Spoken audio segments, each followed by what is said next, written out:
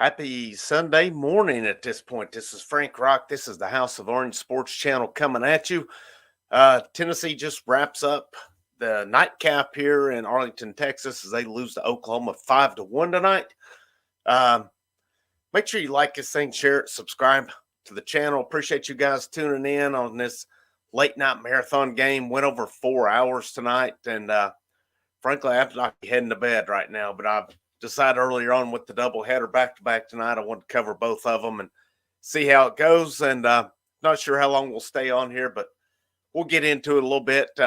Again, the story of the night: Tennessee loses 5-1 to Oklahoma, and I think it was just more of a game of Tennessee had some opportunities along the way. It was just, I mean, first inning, you have the bases loaded with one out, and they can't get anyone in. Come up to the guys that I would want coming up in that situation. Amick, who had a rough night all around, and Dreiling struck out the end of the first inning. What was a big opportunity for Tennessee, and then of course their only run came with Dreiling hitting a 430-foot bomb tonight, but both teams kind of squandered opportunities, and I got to give Tennessee credit on the defensive side because they saved numerous runs with their defense tonight. Blake Burke made a couple plays at first base where he got it home, and Cal Stark with the tag earlier on the game, which was saved a run, and then Charlie Taylor. I'll be honest, I still thought the Oklahoma guy was safe, but it went Tennessee's way, so I'm not going to argue a whole lot about that. But Drew Beam, I thought he had a decent outing tonight. He wasn't dominant, but he got the job done as well. And he gave Tennessee a chance to win that game. He gave up one run tonight. You can't really ask for a whole lot more than what he did in that respect. Just looking at his line for the night, Beam was at 78 pitches. He threw 56 strikes, only 22 balls. So that's a pretty good. His command was pretty good. He was at one point when I was charting his pitches, he was a little more. He wasn't like what I have him 1.30 to 15. He was almost 2-1, maybe not even quite 2-1. And then I thought his control got better as the game went along, and that enabled him to go to 5 2/3 innings. He gave up 7 hits, 1 run, had 2 strikeouts. Again, he had some nice plays behind him. They've talked about one of the knacks on Billy Amick coming in was he's not that great of a defensive first base or a third baseman. Well, through 2 nights now, he's made a couple of plays where he looked pretty good to me. I thought in the field, like I said, Blake Burke, I thought he made 2 plays where he gunned guys at the plate. He made a nice play on a ball in the hole and flipped it to Beam for the out. And then his tags, I thought on the pickoffs were pretty good. I thought, and it's been said a lot of times that Frank Anderson, they're not worried about the base runner. Well, it's a funny thing to me, though, that their pickoffs, I mean, they're very good. Beam, in my opinion, and if any of you guys watching right now, you can disagree with me if you want. When he picked Pettis off, I thought he actually picked him off the time before when he attempted it, but they called him safe. But the second one was obvious on that. So, I mean, if you get that kind of outing out of Beam, and there's going to be nights where he's going to get more strikeouts on that, but I didn't think he really gave up a lot of hard hit balls. But Oklahoma, and I said this coming in, this was not a power hitting team coming in. They didn't have that lineup of guys who hit a lot of home runs last year. Just looking at them now, their main guy was looking at from a power standpoint was the right fielder, Madrone.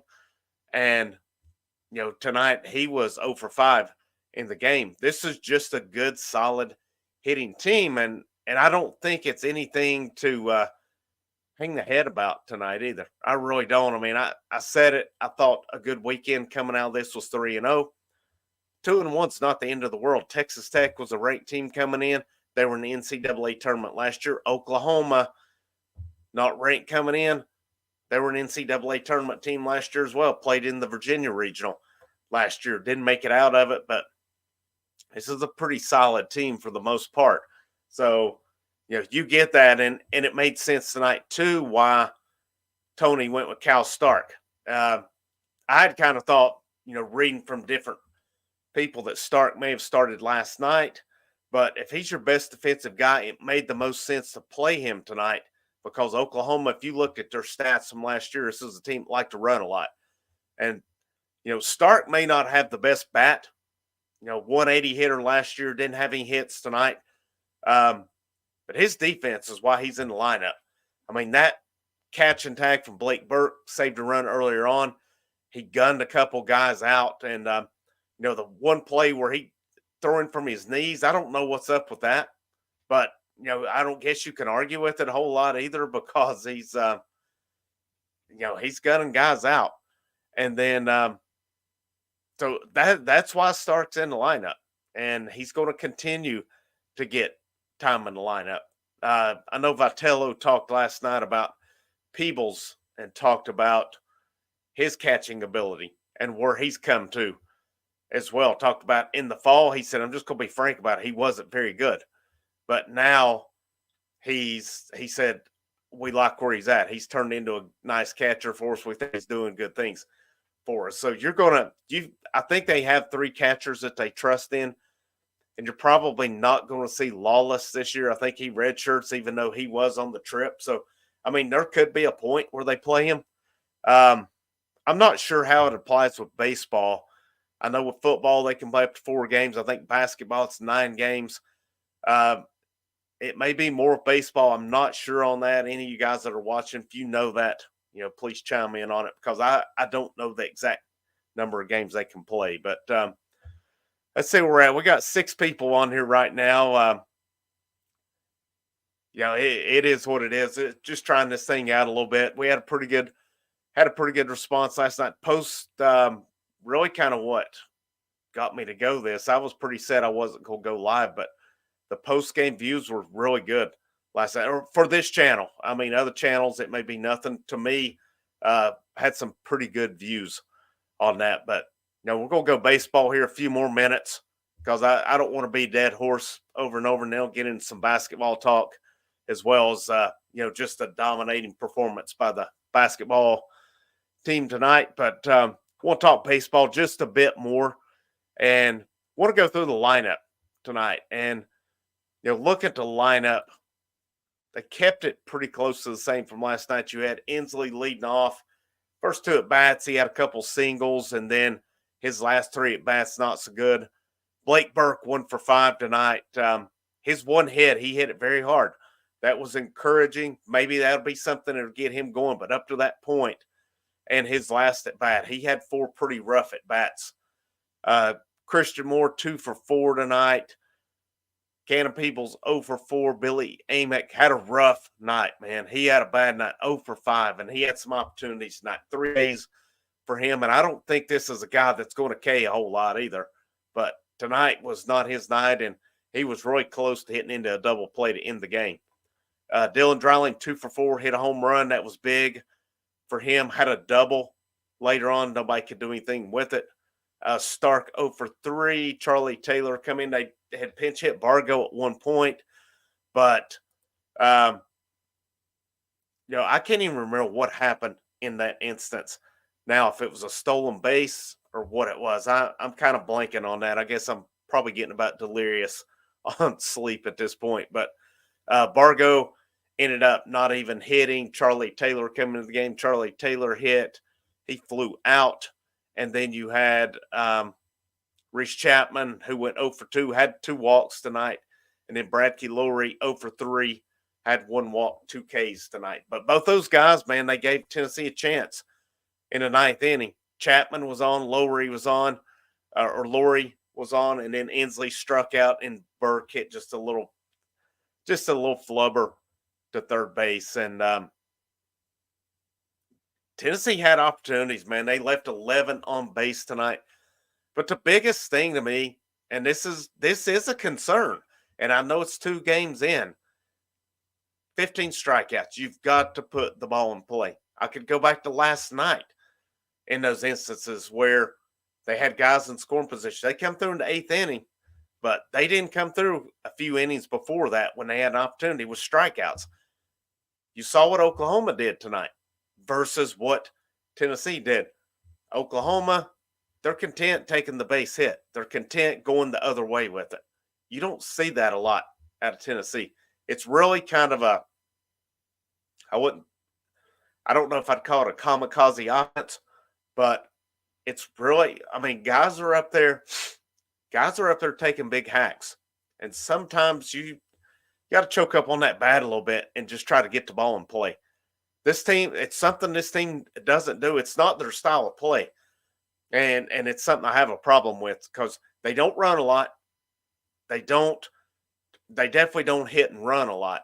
So there's no small balls. Sometimes you got to play a little bit of small ball. And in a game like tonight, small ball might have won that game for them. But it is Tony Vitello's style. It's not going to change.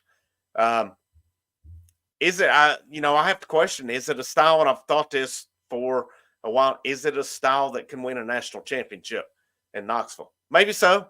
Maybe it is. I definitely think he's good enough to win one, but is his style good enough for it as well? Because when you get to Omaha, that's a bigger stadium. You got to play a little bit of small ball, and I don't know if this team plays a lot. But again, we're 2 games in. We'll see how it progresses. There will be changes as it goes along. You can rest assured when they get to SEC play, the lineup you're seeing tonight is probably not going to be the same. You'll probably see a lot of the same guys in the lineup. I don't suspect you'll see the same batting order, though. And, I've said it, and I'm big on the guy, Amick.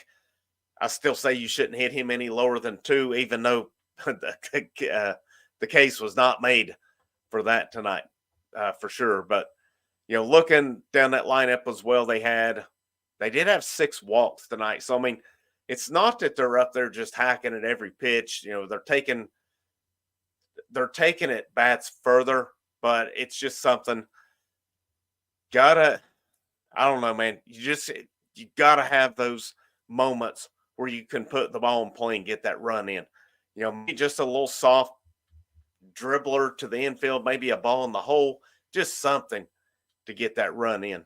But it's like I said, I could beat the dead horse on this tonight but the bottom line is too many Ks, too many left on base, and they did have their opportunities.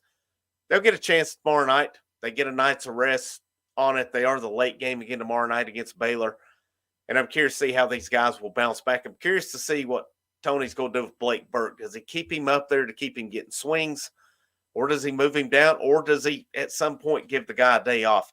To me, and I know Tony Vitello's talked about him, how he works hard. He's great dude, one of the hardest working ones on the team. But, it's I just wonder at some point because it just looks to me, I don't know if he looks frustrated, if he looks lackadaisical. I don't really think he is lackadaisical by any means. But I don't know, something. Burke desperately tomorrow night needs to come out his first at bat with a hit. Matthew Fry, thank you for chiming in. Even one pitch voids a red shirt year. I did not know that. So that is kind of crazy on that because, like we know, 4 games in football, 9 in basketball on that. So I'm not sure with baseball either. So, that they might as well, if they play Stone Lawless at catcher, might as well look at getting him some game time in on it. But I still say he redshirts this year. But, do you risk losing him at some point? But if I'm not mistaken, Stark and Taylor will both graduate after this year. Peebles is a sophomore, so he should be back. And then you'd have Peebles and Lawless. So, and you have to have multiple catchers. I mean, there's no doubt about it. You have to have the multiple catchers in the game. But like I said, I'm curious to see where the lineup goes tomorrow night. Do they make any more changes? Out tonight, you had Stark and Chapman in the lineup. Last night, you had Tears in the lineup, and you had Villeneuve in the lineup as well. I wouldn't be surprised to see some other guys get an opportunity tomorrow night. I wonder if Tony makes a decision on Laurie. He's over the first 2 nights. A little bit of a tough one last night. I thought they should have given him a hit on the one where the first baseman's foot come off. But I don't know. That was a tough play. It wasn't like it was just a routine grounder to second and a bat throw pulled off. That was a hard play for the second baseman to get to and make, and it was hard. I don't know. I would have given him a hit on it when I was scoring it last night. Gave him a hit. There's some tonight that I would have probably called an error that wasn't given. See on the scorecard, Inslee had an error, but Dreiling, I don't know. That's a tough play with a lefty going the way he went, but it still looked to me like one that hit him right in the glove, and it. So I don't like I said, I'm not in his situation. I'm not out there, so I don't. It would have been a tough play, but I guess I'm kind of one of those that if it hits you right in the pocket of the glove, I expect you should be able to catch it. There was a time or two that there was one I thought Christian Moore. I mean, I don't know. Their positioning in the infield, I've questioned at times too on how they play. Because there was a couple times I thought maybe there were some double play balls hit and they end up going through for base hits. So I'm not there in person to look where they're lined up at tonight. It's hard to tell. And Flow Baseball doesn't show a ton of replays. They don't really show a ton of overhead to me to show how guys are lined up. So, I mean, I'm glad we don't get a lot of Flow Baseball. I mean, Flow Baseball's fine. I'm kind of curious to see where it goes with that channel because these Flow networks seem to be a pretty big deal right now as far as what they're picking up on. I know my dad's got the Flow Racing and talks pretty highly of it as well. Let's see. Tomorrow night, I would expect Peebles possibly back behind the plate tomorrow night. I think Inslee's going to play. Burke will play. Unless, Tony decides to give him a night off. I don't really see it after 2 games. I think he wants to get Burke's bat going in the right direction. Moore, Amick, Dreiling, I think those guys are pretty much mainstays. I'm curious to see down at the bottom of that lineup. Do they do something? I don't really know who else is available in that middle infield because they have so many guys hurt. But I do know they've talked about Inslee can play second, but would they move him out of center? He made a nice play tonight back at the warning track. He took a good angle and he ran it down.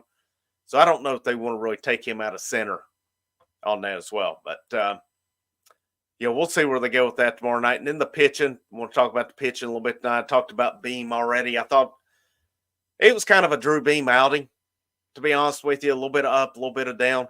It was a good outing. It wasn't dominant. It wasn't great, but it was solid. It was solid enough to win that ball game. 5 2/3, 7 hits, 1 run, which was earned, 2 Ks, 6 fly ball outs, 6 ground ball outs. Only 22 balls, 56 strikes. That's a pretty good night. That's a solid night, and that's what Drew Beam's in there to do. Marcus Phillips, Tony Vitello talked about him, said that he'd asked the hitters back in the fall, what guy do you not like to face? And he said it was Marcus Phillips. So we saw a little bit of Phillips tonight come in bringing gas, and then he lost his control pretty quick because he threw 18 pitches, 10 balls, 8 strikes. So it kind of that control, and Vitello didn't leave him in long on that. He had 2 walks, had the K, had a hit by pitch as well. So I think Vitello kind of saw where it was going. And then you had Stamos, the transfer from Cal, come in. And that's a play that's been, if you watched the game or you kept up, that's the play that's been talked about. Had the 2 runners on for Oklahoma, and the guy went to bunt, and Stamos, he made the diving play, which was a phenomenal play, and then threw Christian Moore at second, who was able to complete the triple play. So that was pretty fascinating play for them tonight. And then Aaron Combs come in 2 1/3. I think I'm curious to see how it is moving forward because I think the way Vitello talked last night, Combs would have closed that game out. And I'm kind of wondering if that's not who's going to be his closer for right now. But, Combs went 2 1/3. He only gave up 1 hit, 3 runs, 3 earned, 3 walks. There's the big one. And I think I feel like Tony left him in too long. He got the 1 walk.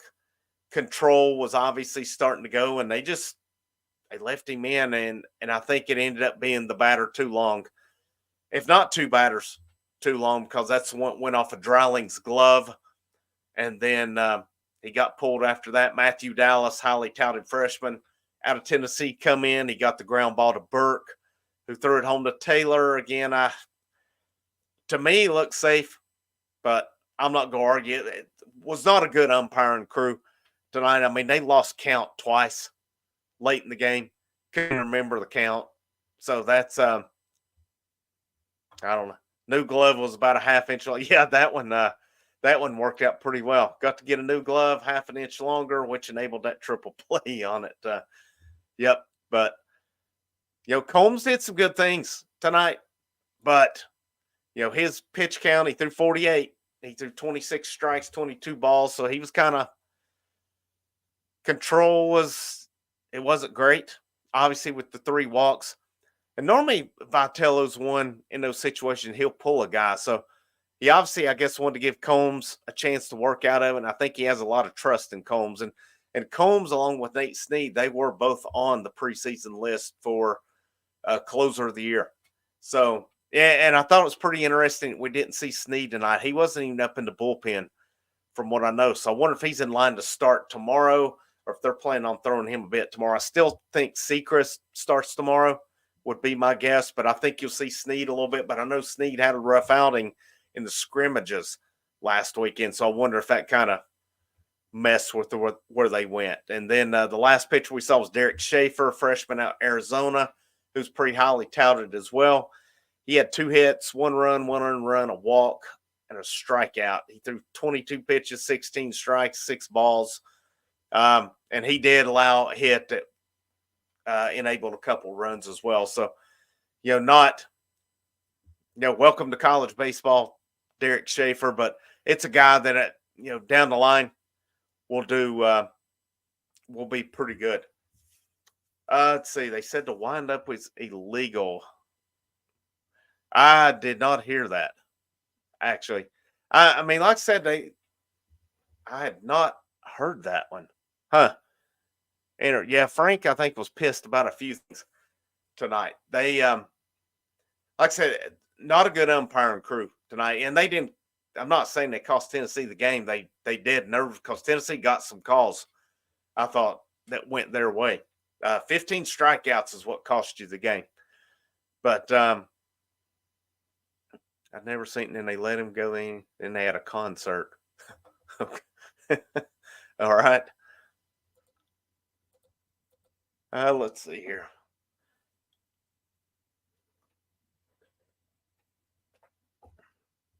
Let's see. On the night, I want to compare it. So 6 walks, 8 Ks on it. So you're about a 1-for-1 on that. 10 hits tonight in 10 innings. So pitching staff, 5.03 ERA tonight for them. Batting average for the night, I mean, we probably don't even want to go that route. 7 out of 36. So you can do the math on that one. I mean, you divide it into it, that's not even a 200 average on the night. It's not going to win you ball games against good teams. And again, like I said, it's not the end of the world to me because Oklahoma's a good baseball team.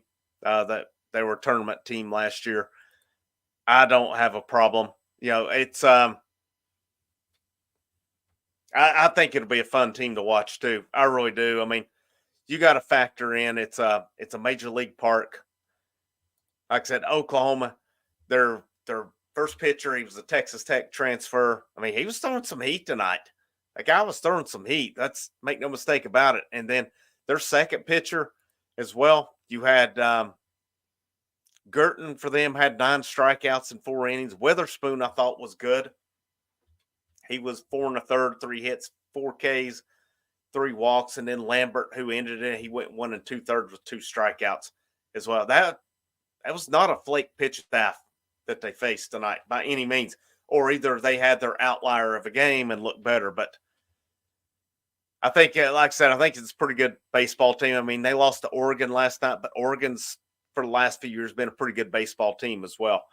So I don't think it's anything to overreact about tonight. I did post once on Twitter. There is a part of me concerned about Blake Burke. That's really my big concern. Maybe it's an overreaction to it. But, going back to when they got into conference play last year, he just wasn't as good, even though I've said it numerous times. He had two of the biggest hits of the year last year in the Clemson Regional. He had the hit that prolonged it so Zane Denton could hit the home run. And then in Southern Miss, when he hit that just massive bomb, I really thought it propelled that team. Let's see, Zane Denton. Yeah, it would have been nice to have him tonight for sure. I don't think we see Zane Denton again play for Tennessee. And that stinks. I was really hoping he'd be back this year. But just reading between the lines, I don't think he plays another game down there. I think from everything I'd read, he had his heart set on going pro. Last year, it didn't work out for him. And, Tony Vitello talked about him, say he's in a good place mentally. He's going to class and stuff. I just wonder if his heart's not in it. Maybe he watches the team this year and he gets kind of the blood flowing again or something. It'd be great if he came back, but I know he's not listed on the roster, which tells me probably won't be a part of it. Amick is, look, I do think Amick is, one of the knocks on him was supposedly his defense coming in. From what I've seen in 2 nights, he's played his ass off at third base. Had a real good night plate last night, had a bad night tonight. That's not going to be that's the exception with him. I fully expect he'll bounce back again tomorrow night. But I'm going to wrap up baseball talk here and shift to basketball. Said I was going to hit both of them. Tough night for Tennessee. 5-1 loss to Oklahoma. They play again tomorrow night. I think it's 7:30 against Baylor. I'm curious to see where they go with that game. I'm curious to see who starts pitching. I still say it's going to be Sechrist. I really think it'll be him, and I could be wrong on that. I think you'll see Snead possibly tomorrow night. We haven't seen Kirby Cannell this weekend. There's probably a couple other guys I'm not thinking of right off the top of my head. And then, of course, they get Monday off, and then they get UNC Asheville home Tuesday, get East Tennessee State on Wednesday, got another day off, and then they shift in to the weekend series again. So I expect you'll see quite a few guys pitch tomorrow night, and I'm curious to see who they go midweek. They could go numerous routes midweek, and, I don't know. A lot of times those midweek guys, they'll kind of do that midweek stuff. You get to tournament, they become more of a bullpen guy. So that's we'll see where they go. Do they go with some of these freshmen that have made the trip, which is possible, or do they just does a Nate Snead possibly stretch out and go midweek? I'm really interested to see where they go from here because we knew AJ Russell, we knew Drew Beam starting coming in, and they talked. I think Causey could start as well. He was Jacksonville State's Friday night guy last year, but I don't know that I'll go live again tomorrow night. It's late night stuff's kind of rough. I'll be ready for some earlier nights. Of course, I said I wasn't tonight and changed my mind as well. But let's shift into some basketball talk on it. Let's end on a happy note tonight. As the Vols absolutely rolled the Commodores 88-53 tonight. Total domination. You could put the hashtag on it. It is our state. Again, it is absolutely our state.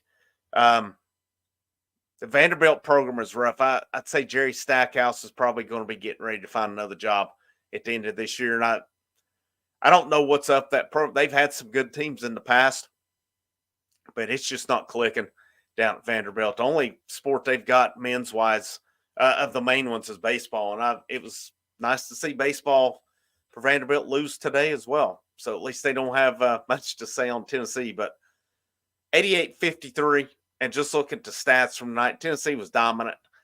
I mean, you had, I like on UT Sports, it showed their plus minus, and you had Jonas Adu. I'm going to go with the plus minus, and then I'll get under their stats. Adu was plus minus 18, Connect plus minus 32, Ziegler 33, Vescovy 28, Josiah Jordan James 23, Jordan Ganey plus minus a 10, Awaka 20, Meshack 12, Cade Phillips 5, and then it had Cam Carr and Colin Coyne at -3 tonight. But, the big thing for me tonight was seeing Vescovy and James have the games that they had, 12 and 13 points respectively. You had Vescovy with 3 rebounds. He shot 4 or 5 from three-point range. James with 7 rebounds. And this team needs those guys. I've been hard on them on here, and it's probably not going to change because they're fifth-year seniors, and I want to see those guys doing well. But man, that was big to see them doing what they did tonight. And I don't give a shit who it's against. I'm just going to be frank about it. I've seen people say, well, look who it's against. I don't give a shit who it's against. It's in the SEC. It's against a rival. They stepped up tonight. That's what matters.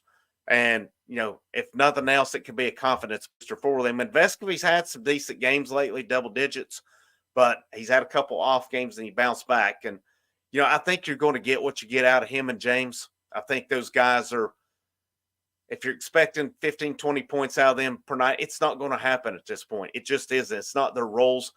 But for them to hit those open shots like they did tonight, that's big for this team. And if you get a night like tonight, let's say Connect is around his – Connect was 14 points tonight. He only played 22 minutes. And that was good that your guy who played the most minutes tonight was Ziegler at 24 minutes. A lot of guys played, and that was great to see. You had Cam Carr got 13 minutes. Cade Phillips, 10 minutes. Dill Young got 13 minutes as well. We got to see them a little bit tonight. It was good to see Cam Carr finally hit a couple three-pointers tonight. And he's a guy that's not afraid to shoot. And I like what he brings to the table. He has length. He can shoot. He's not afraid to shoot, and the moment's not too big for him. And I really feel that this guy is going to be a really good player for Tennessee as he continues to grow, because you'll have Vescovi and James and Connect gone this year. Somebody's going to have to step up in these roles. And I hope your guys like Dill Young and Cam Carr, that they take their minutes they're getting now and just, they learn this year and then they're ready to go next year. I think the one, it's pretty obvious to me at this point, and I really kind of hate to speculate and push guys out. I think it's pretty obvious when you don't see DJ Jefferson get in again tonight. I think the writing's on the wall on that one. This dude's apparently a heck of an athlete. I don't know if he's staying in Rick Barnes' doghouse or what. Again, I'm speculating. I don't know this, but to me, it's pretty alarming because he did redshirt last year. He's obviously not going to redshirt this year, but he doesn't get in the game at all, especially when these guys are getting extra minutes tonight. So I think you can kind of assume. I don't know if I would say assume. That would be, because obviously we know what happens when you assume, but that to me looks like the writing on the wall. And then, what's going to happen? I'm looking ahead. I got to think Jonas Adu test the waters of the NBA. I've saw some articles of him recently talking about he may be a candidate for a two-way. I don't know. I definitely don't think he's a first round. He's done some things to warrant it. But, worst case, he can go to the combine or he can go to workouts and get feedback and come back. I think it's a no-brainer. I would even say the same for Ziegler. Test the waters, man. See what kind of feedback you get on it. See if there's possibility what you guys need to work on to go to the pros. I wouldn't have a problem with that, and I would fully expect to see both of those guys test the water. We've seen dudes do it here for a few years now. I totally expect them to do it, but I think you'll see Ziegler and Adu back as your main guys next year. And then based on where they've just brought Boswell, that's the only freshman coming in. I think you're going to see Barnes and company hit that portal pretty hard next year. And you're going to have to see a guy like Jordan Gainey take that next step as well. As he's been up and down. He's been up and he'll have a really good game shooting. And then the next game he's off. Just look at their stats tonight. You had Adu with 11 and 8 in 20 minutes. That's a pretty solid night for him. Connect had 14 on 6 of 11 shooting, 1 of 5 from 3-point. Here's the three I like. Ziegler, 4 or 5 from 3-point range. Vescovi, 4 or 5. James, 3 of 5. So they had 14, 12, and 13 points respectively. Gainey, 1 point tonight. 0 of 6, 0 of 4 from 3-point. Awaka, 9 points, 3 boards. Mayak, 2 points. Dill Young, 2. Cade Phillips, 2. And then you had Cam Carr with 8 points tonight as well. And just look at their percentages. Field goal percentage. Let's see. So, biggest lead, 41 points in the second half. Tennessee led for, Vanderbilt never led in this game. So, once Tennessee took the lead, they never looked back turnovers, points off turnovers, Tennessee had 33-6. Trying to find some team stats here as well. Let's see. It's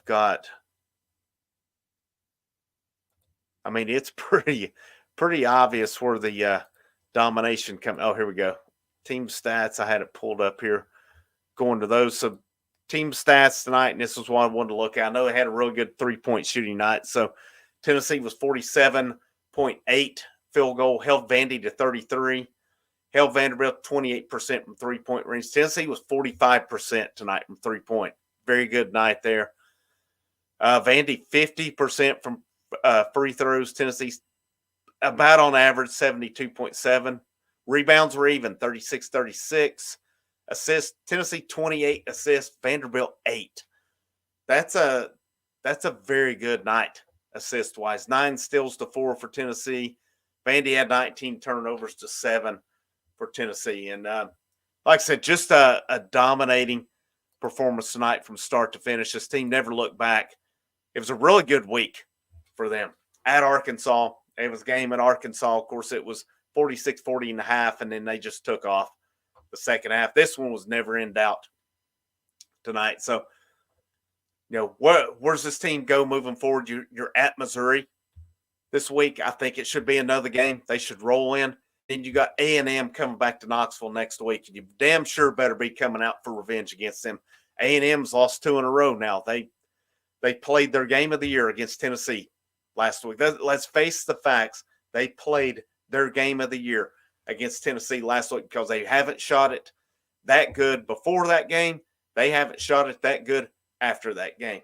And don't get me wrong, A&M has some good players, but in that night, they shot out of their minds. And I trust Rick Barnes. He'll be ready next week. He'll be ready for it. A&M won't come to Knoxville and shoot like they did in College Station last week. So that's I feel like 2 more winnable games this week. South Carolina lost at home to LSU today. Obviously need Alabama to lose a little bit, and Tennessee's going to have that shot. I mean, those last 2 weeks, you've got Alabama, South Carolina, Auburn, Kentucky. I mean, that's the cream of the crop coming up, and Kentucky beat Auburn today. So Tennessee, looking at where things are at right now. Let's see, let me pull up the updated standings here. Let's see, Tennessee is still that half a game out right now in the win column. So Alabama 9-2. If this is updated, 9-3 for. I don't think this is updated right here. Let's see where we're at. Let's look at standings. Go to ESPN.com. While I'm looking that up, you guys that are in here with me tonight, I appreciate that, man. It's not a big crowd, but I know some of you guys were on here last night, so thank you for tuning in. Just trying to get this thing off the ground, get it built, and we'll see where this thing moves going forward. Had a good response first month and a half on this, probably better than I anticipated. Definitely better last month. This month hit a little bit, but it's also trying to hit a stride here as well. I'm trying to find my own niche. I don't want to do what other channels are doing. It's going to be monotonous. It's going to be the same thing over and over. I'm trying to do a little bit more. I don't know if any are covering baseball post game. That's why I kind of want to cover it tomorrow night, but there's also part of me, it's about worn out from it as well. Let's see here. All conferences.